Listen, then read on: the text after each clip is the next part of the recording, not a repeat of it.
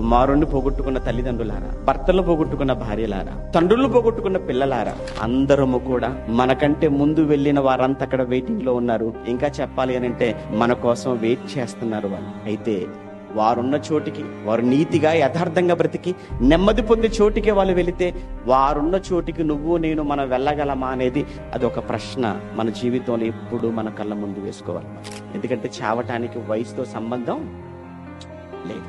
ఏ క్షణానైనా ఎప్పుడైనా ఎవరి గుండెైనా ఆగిపోవచ్చు, ఎప్పుడు ఏ సమయాన్నైనా ఎవరి ప్రాణమైనా పోవచ్చు. కానీ గుండె ఆగిపోయేలోపు, ప్రాణం పోయేలోపు దేవుడి కోసం నువ్వేం చేసి వెళుతున్నావో అది మాత్రం గుర్తు చేసుకో. నువ్వు చేసిన పనులు ఏమైనా ఉంటే ధైర్యంగా వెళ్తావు.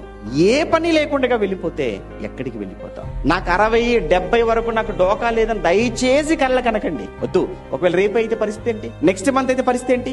నెక్స్ట్ ఇయర్ అయితే ఏంటి పరిస్థితి ఏంటి?